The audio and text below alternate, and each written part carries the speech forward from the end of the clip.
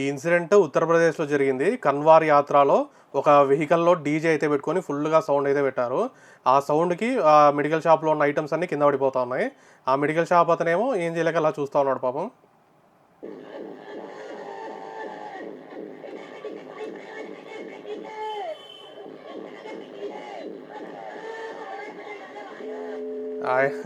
ఆయన పాపం ఏం చేయలేక అలా చూస్తూ ఉన్నాడు.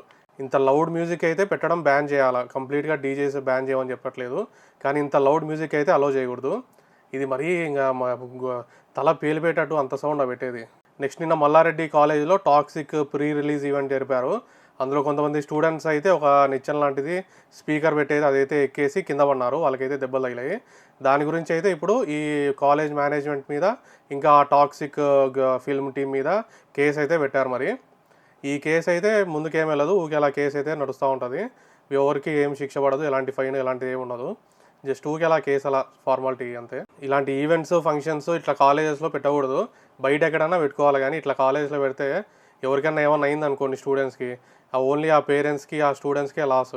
ఈ యూనివర్సిటీ వాళ్ళకి మల్లారెడ్డి వీళ్ళకి ఏమవ్వదు, ఓన్లీ వాళ్ళకి లాస్ అవుతుంది అంతే పేరెంట్స్కి. నిన్న కొన్ని ట్వీట్స్ కూడా చూస్తే స్టూడెంట్స్ అయితే మమ్మల్ని బలవంతంగా రప్పించారు ఇక్కడికి, మేము రాకపోతే ఎగ్జామ్స్ రాయనేమో అని బెదిరిస్తున్నారు అని అయితే కొన్ని ట్వీట్స్ అయితే పెట్టారు. అది మరి ఎంత మాత్రం నిజమో తెలియదు. ఎవరైనా మల్లారెడ్డి స్టూడెంట్స్ ఉంటే మాత్రం కామెంట్ చేయండి ఇది నిజమో కాదో. నెక్స్ట్ ఇది మధ్యప్రదేశ్లో అంట ఉజ్జయిన్లో ఒక స్వీట్ షాప్ ఓపెనింగ్కి రోబో అయితే వచ్చింది.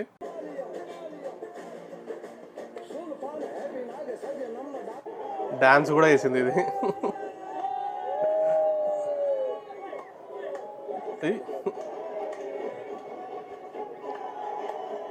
ఒక రోబోని ఇలా వాడతారని ఆ రోబో తయారు చేసినాడు అసలు ఎక్స్పెక్ట్ చేసినాడు.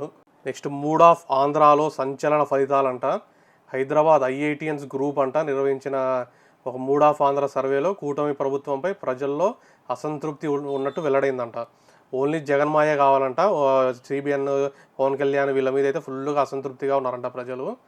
వైసీపీకి 44.5% అంట, కూటమికి 40% అంట. సీఎం ఎంపికలో జగన్ 44, చంద్రబాబు 32, లోకేష్ 5, పవన్ కళ్యాణ్ 6. కూటమి మళ్ళీ అధికారంలోకి రాదని 44% మంది అయితే ఆ సర్వేలో చెప్పారంట. ప్రధాన సమస్యల్లో అవినీతి 27%, రైతుల సమస్యలు 25%, నిరుద్యోగం 21%. కూటమి వర్సెస్ వైసీపీ అయితే వైసీపీ 83, కూటమి 62 అని అంచనా. పొత్తులు లేకుండా పోటీ చేస్తే వైసీపీకి 110 నుండి 112 సీట్లు వస్తాయని సర్వే అంచనా. ఈసారి మళ్ళా జగన్మాయ వస్తాడంట.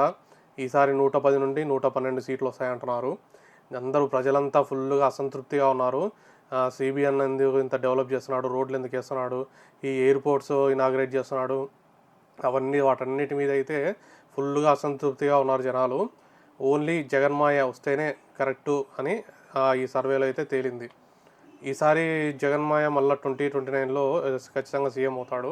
ఆ తర్వాత మళ్ళీ ఎలా పీఎంకి ఎలా పోటీ చేయాలి అన్నది నెక్స్ట్ సర్వే చేసి వాళ్ళంతా కూర్చొని ఎలా జరగాలి ఏంటి అని ప్లాన్ అయితే చేస్తారంట.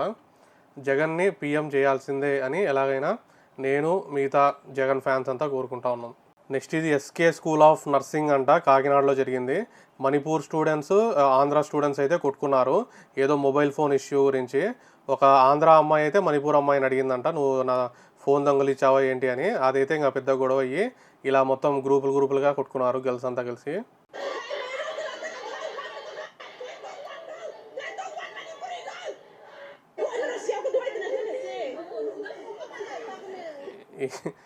ఇది పెద్ద ఇష్యూ అయితే అయ్యింది. సిబిఎన్ గారి ఆఫీస్ కూడా ఒక ట్వీట్ అయితే పెట్టారు. అఫీషియల్స్కి ఈ తొందరగా ఇది రిజాల్వ్ చేయమని అయితే చెప్పారంట. కలెక్టర్, ఎస్పీ వాళ్ళందరినీ చూసుకోమనండి అని చెప్పాడు చంద్రబాబు గారు. అంతా చిన్న గొడవలు, వీళ్ళు పిల్ల గొడవలు అంతా ఇంత పెద్ద చేసి గవర్నమెంట్లు ఇన్వాల్వ్ అయ్యేలా చేశారు వీళ్ళు. నెక్స్ట్ ఇతను విరూపాక్ష మూవీలో అయితే ఒక క్యారెక్టర్ చేశాడు కదా, విలన్ క్యారెక్టర్.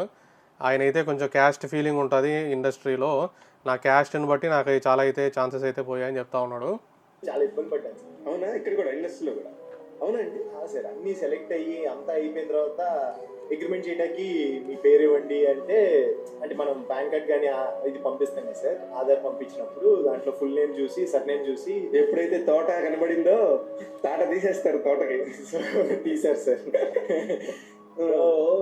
ఓకే మేము మా అబ్బాయి అనుకున్నాం కాదా, ఓకే సరేనా మళ్ళీ చెప్తాను. అదే సార్ అగ్రిమెంట్ అన్నారు కదా అంటే అదే మాట్లాడి చెప్తాను. అలా ఒక 3-4 ప్రాజెక్ట్స్ పోయింది. అబ్బా నిజంగా నువ్వు చెప్తుంటే అలా ఎలా జరుగుతుంది?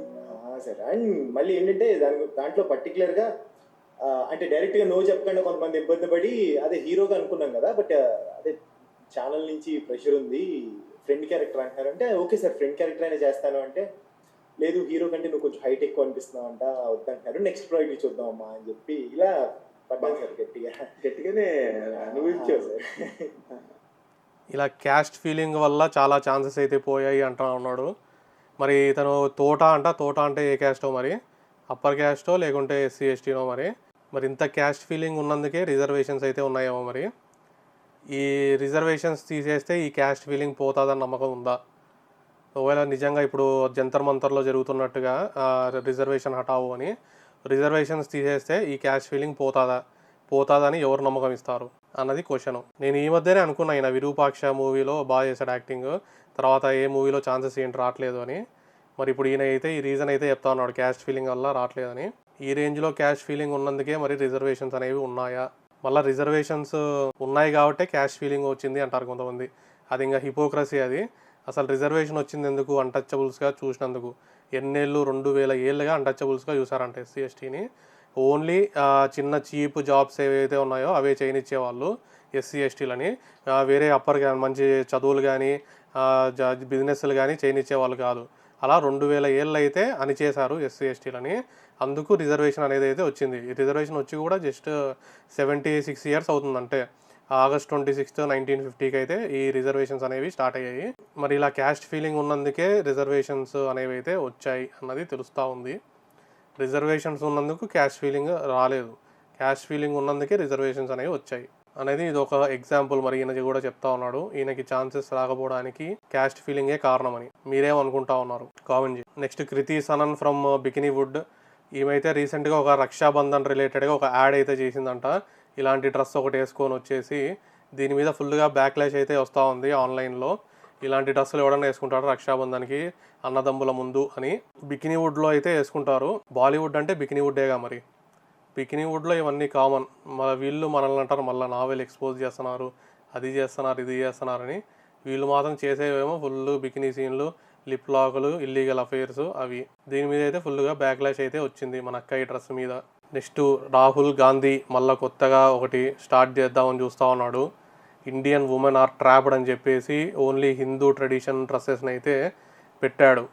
వేరే డ్రెస్సెస్ అయితే పెట్టలేదు, వేరే రిలీజియన్వి. As per Rahul Gandhi trapped in patriarchy అంట, స్మాషింగ్ పేట్రియార్కీ అంట.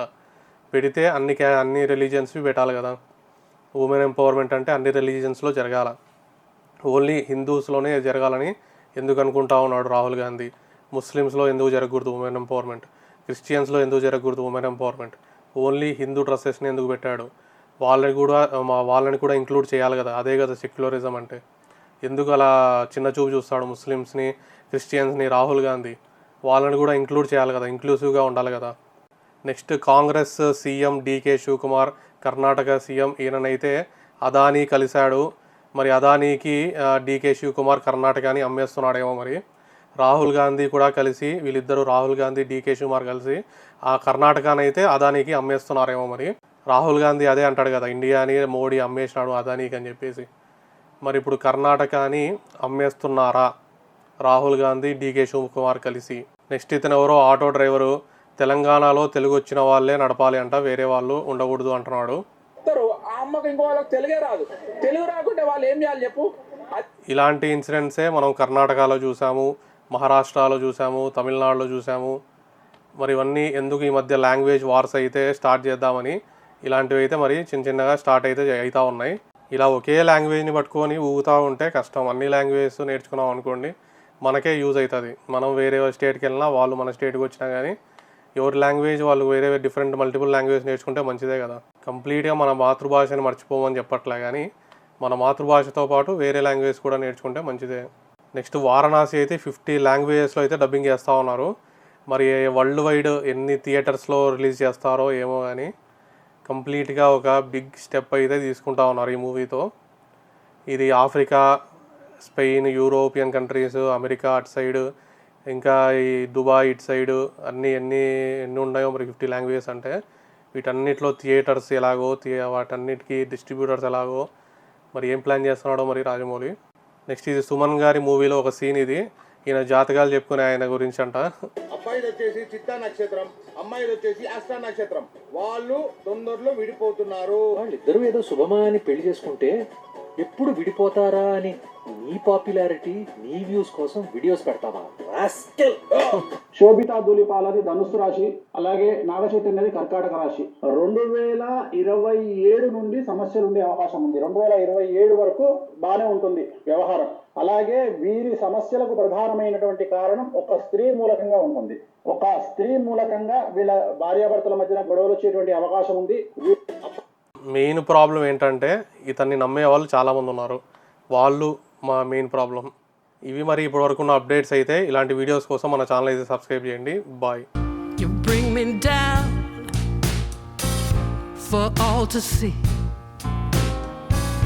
then switch it up and treat me right.